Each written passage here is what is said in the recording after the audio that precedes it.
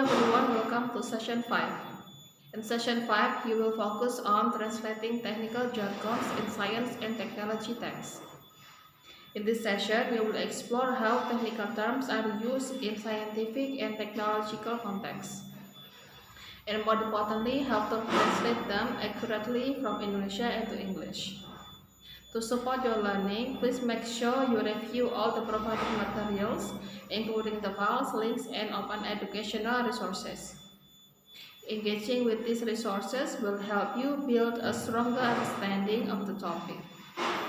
By the end of the session, you are expected to demonstrate the ability to translate text in the fields of science and technology, medicine, and sports with clarity, precision, and accuracy.